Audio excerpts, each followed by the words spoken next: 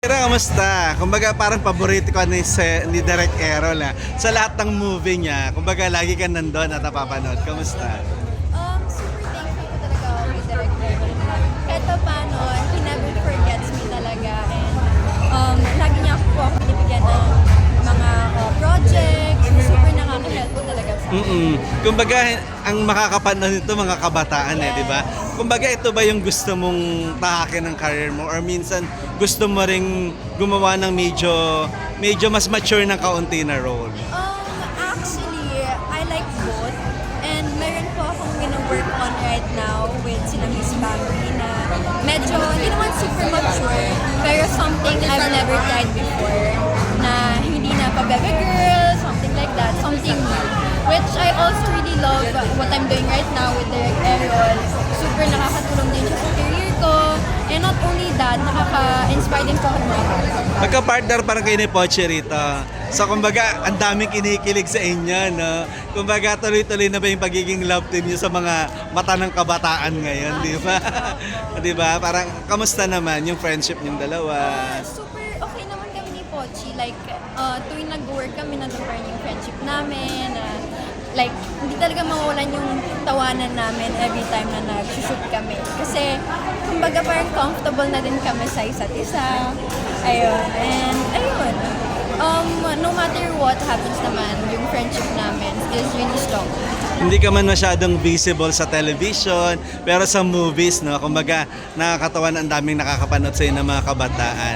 How do you maintain yung pagiging model mo to the youth ngayon? Na isa ka sa mga titingnan ng mga estudyante, di ba? Of course, I remain like a youthful character pa rin sa harap ng mga bata. And there were so many times talaga na nakaka-interact sila, especially dun sa mga event namin sa Pampanga for other movies with Direk Errol.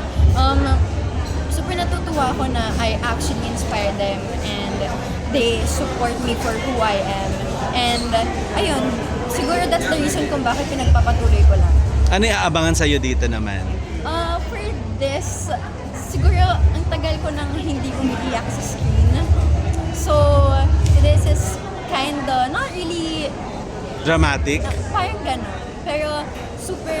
Kasi yung mga freebies parang may mga rom-com, di ba? Yeah. Pero this one, it's a bit serious about mental health na it's a serious topic right now, especially this generation. Super sensitive talaga with mental health. Kaya I suggest talaga na you truly understand the film kasi it will help you.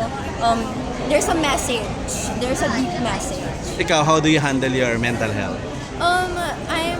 How I handle it is I'm really with my friends, my family. I surround myself with the people I love, with the people who makes me happy, and of course I also do the things that I love. Yeah. Please invite them, Shira. So hi guys, I hope you watch the Breaking the Silence. Super Nakaka-relate? Nakaka-relate kayo. Very kailangan niyo po talaga siyang mapanood since of course mental health is a big topic right now. And you guys, thank you.